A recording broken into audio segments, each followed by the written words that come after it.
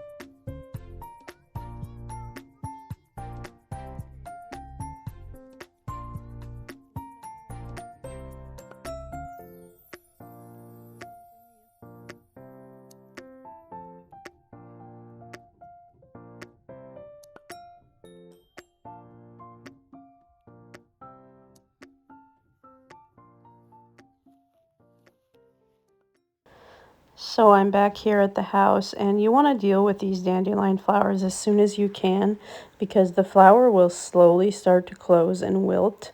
So for my jelly recipe, it is recommended that you take all of the green off of the flower.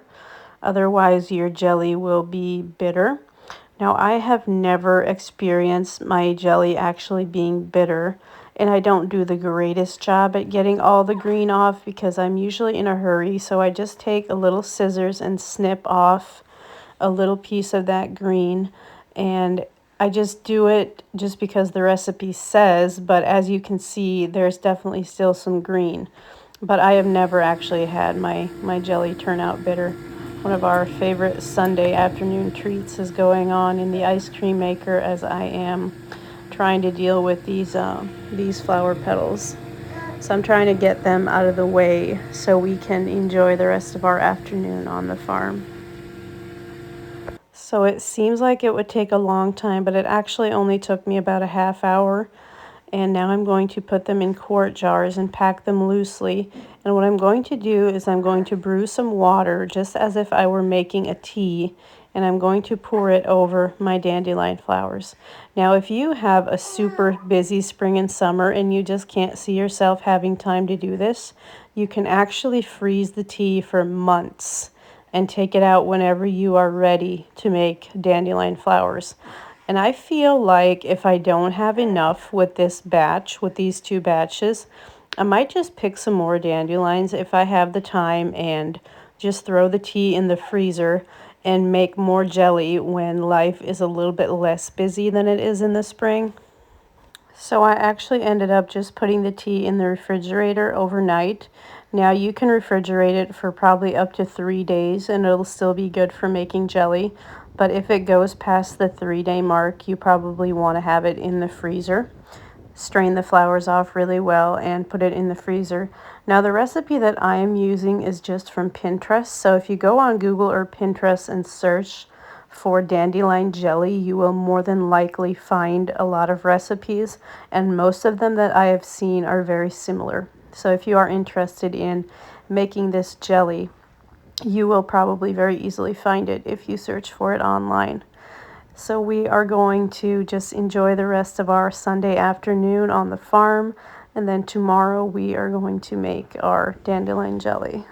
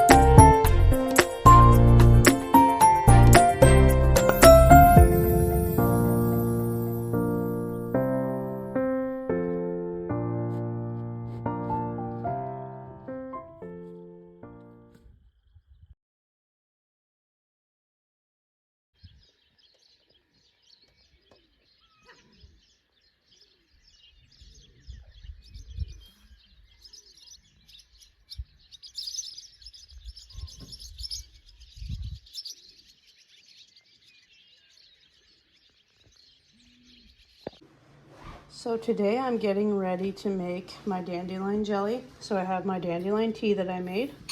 I've got my jars ready. I've got my pectin. I've got my flavorings, my sugar.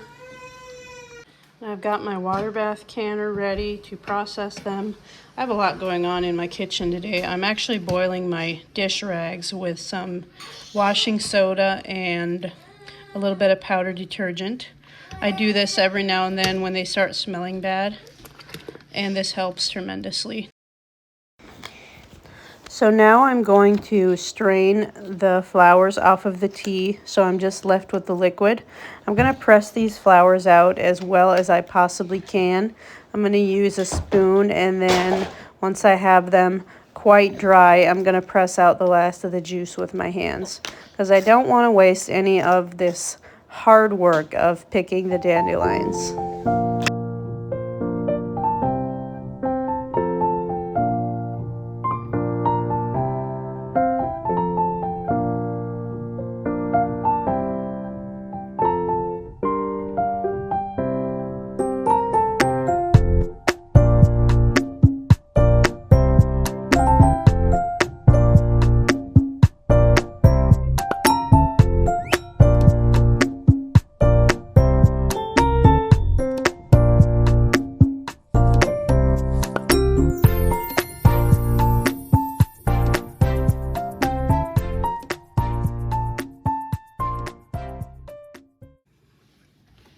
So I'm going to start by getting my pot on the stove, and this is my dandelion tea that I've strained.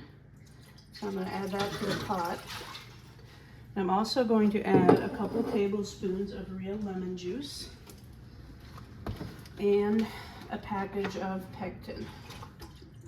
I'm going to bring that to a boil, and when it boils I'm going to add my sugar. This recipe is 4 cups of sugar.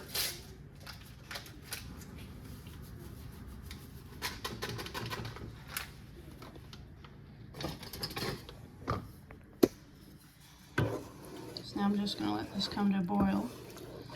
It looks kind of ugly right now, but I promise you this will turn into a beautiful, beautiful, beautiful jelly.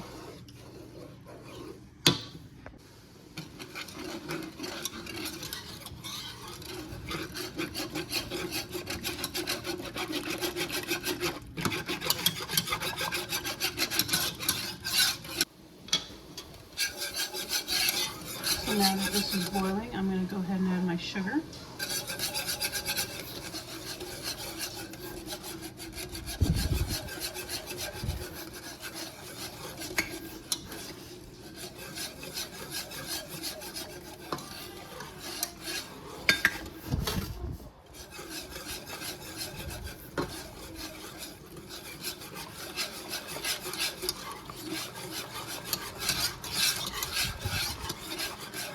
And I'm just going to let it boil again for another 1 or 2 minutes.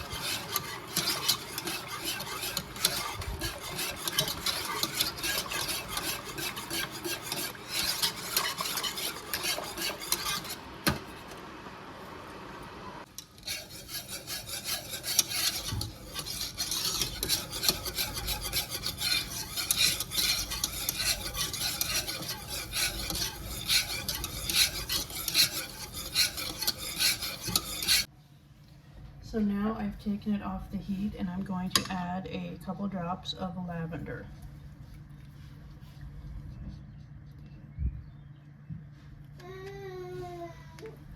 So normally for flavors, I do lavender, lemon, wild orange, and mint. Right now I'm just going to do lavender and wild orange, and if I have more time to pick more dandelions in the next couple weeks, maybe I will do my other 2 flavors that I like. But today I'm just going to keep it pretty simple and do a lavender batch and a wild orange batch. It'll be a little bit less confusing that way.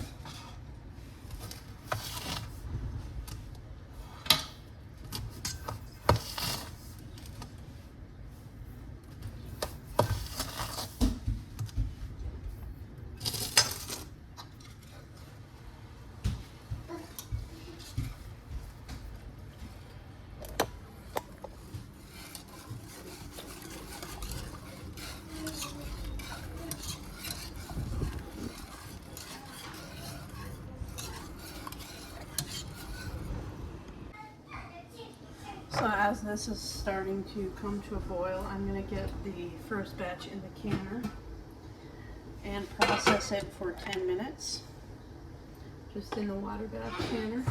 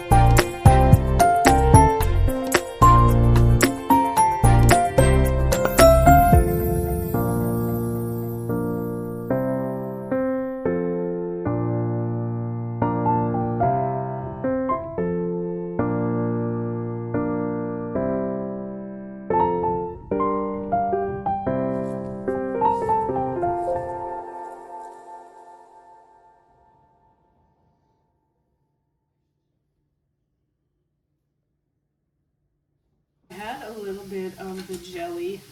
The container wasn't full, so I didn't bother sealing it. So we're going to try it on some sourdough toast. It is nice and thick, so it definitely set without a problem. And I think this is the wild orange flavor.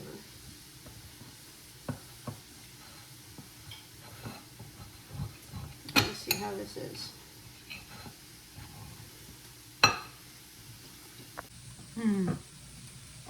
It's so good. I usually will toast my bread, but I didn't want to wait because I knew how good this would be. It tastes a lot like honey with a little hint of lemon, and in this case wild orange. You have to try this. It is so good. So for the dandelion salve that I'm going to make, I dried my dandelion petals for a couple of days, and now I am going to completely cover them in an olive oil. You could probably use a couple different oils, but olive oil is what I had on hand. So you want to completely submerge them. If there's any parts that are sticking out, it could mold. So you can do this for up to 6 weeks or 6 months, depending on how strong you want your infusion. So I'm probably just going to leave this for a couple weeks or who knows how long, and eventually make a dandelion salve recipe out of it. I'm really excited to try it. You just kind of strain off the flowers like we did with the tea, and then you make your salve with a couple different ingredients like beeswax and probably some essential oils as well. So I'm really excited to try my beeswax salve. So anyway guys, thank you for watching. If you enjoyed this video, as always, don't forget to like, share, and subscribe so you never miss a video, and we will talk to you soon.